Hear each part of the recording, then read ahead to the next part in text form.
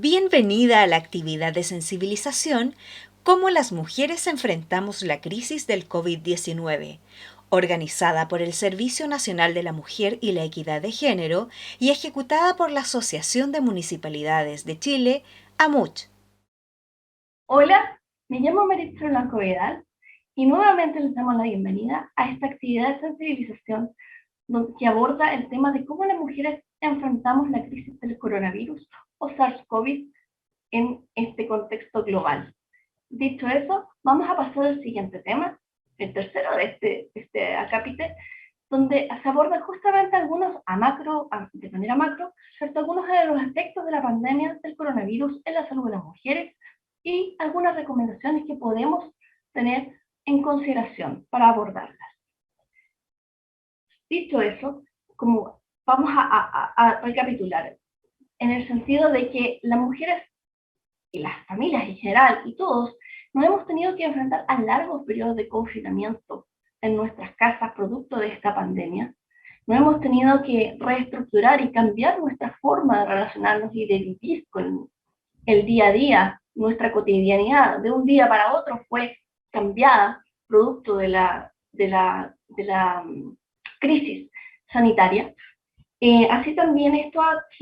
repercutido evidentemente en la salud emocional, en los aspectos físicos y en los aspectos mentales, y también, por supuesto, en el aspecto sociológico y económico, y un sinfín de otras aristas y multidimensiones a nivel global. Y a esto le sumamos la sobrecarga y la tensión que nosotras como mujeres ya tenemos en el día a día, que son propias de, por ejemplo, las desigualdades y la brecha de género que hemos mencionado en otros aspectos, por ejemplo. Entonces, dicho eso, algunos de los elementos que plantea la revista Médica Chile en el año 2020 estipula que hay distintas dimensiones a abordar como principales impactos emocionales y físicos en la pandemia. La primera de las dimensiones a la que hace referencia esta revista médica es, por ejemplo, los síntomas emocionales que se repercuten. Tenemos allí efectos, por ejemplo, en el tema de las emociones, el cómo nosotros manejamos nuestras emociones. Muchas veces nos hemos sentido con desgano o han aumentado las emociones negativas, no hemos sentido a lo mejor a veces falta de confianza o como un estado de incertidumbre, ha bajado nuestros índices de felicidad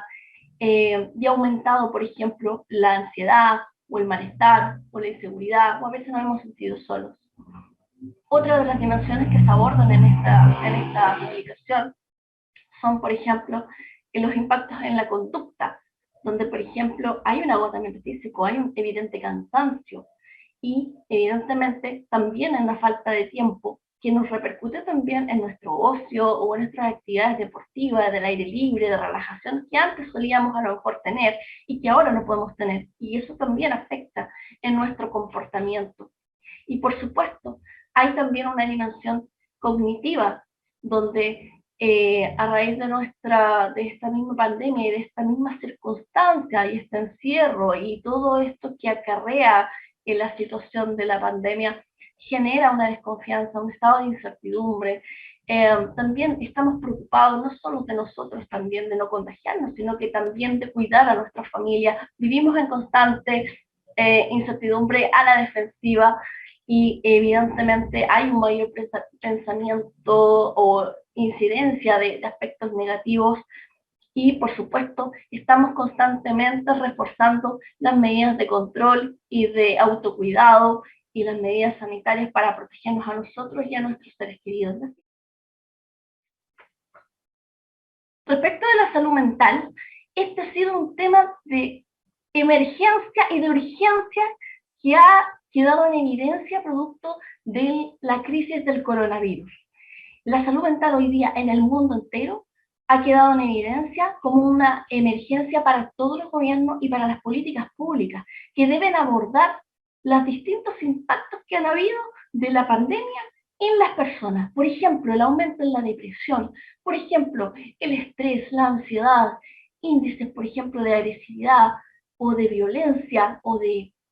aumento a lo mejor de otro tipo de trastornos negativos que han quedado en evidencia y han aumentado producto del encierro, producto de una situación compleja a nivel global, producto de esta incertidumbre, de esta forma de cómo nosotros como humanidad enfrentamos una pandemia que no veíamos hacía muchísimos años que el mundo no enfrentaba una crisis de este tipo, y además es sin precedentes por todos los efectos que ha traído consigo. Ha traído, por ejemplo, un gran efecto como es una crisis económica que no se conocía desde probablemente varias décadas. Entonces,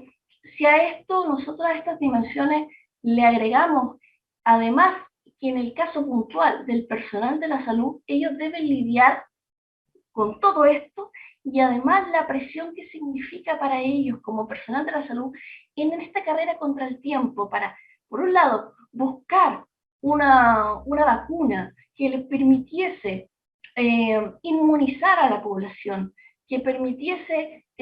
proteger a la población de este virus y de las mutaciones que lleva, pero por otro lado, el personal de la salud que día a día se ve enfrentado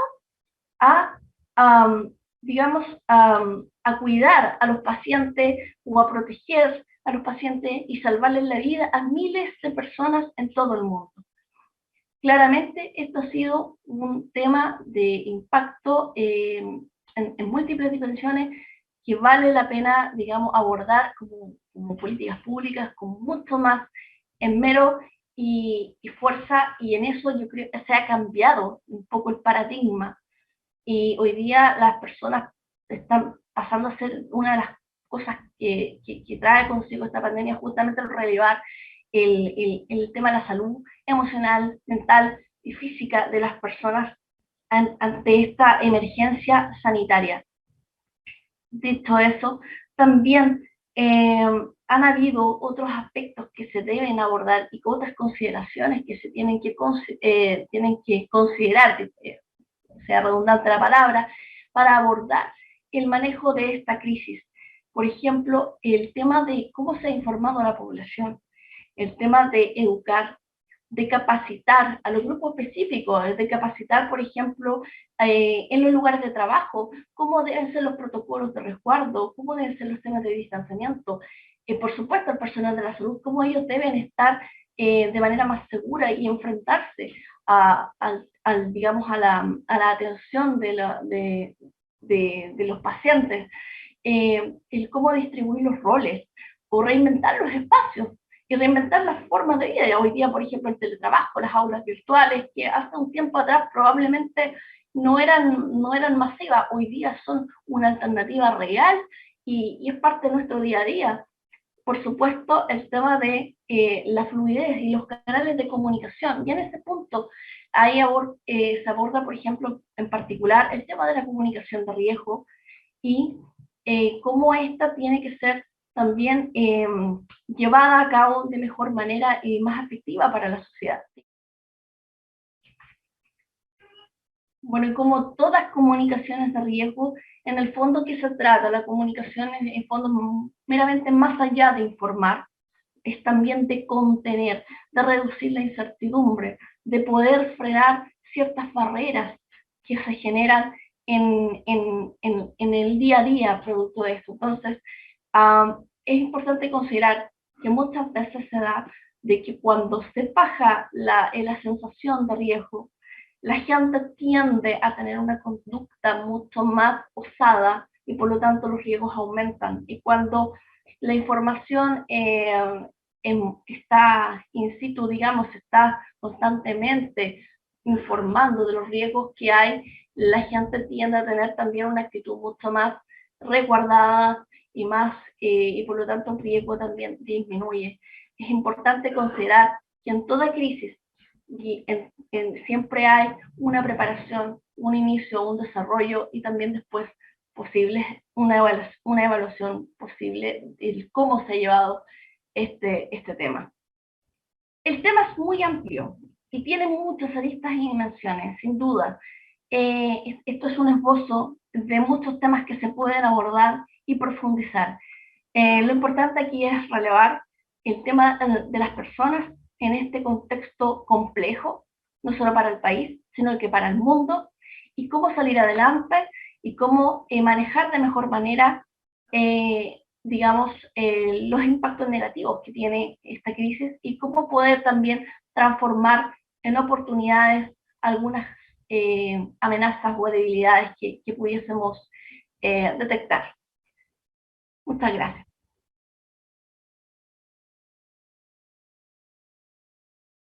Programa Mujer y Participación Política, Servicio Nacional de la Mujer y la Equidad de Género, Asociación de Municipalidades de Chile, AMUCH.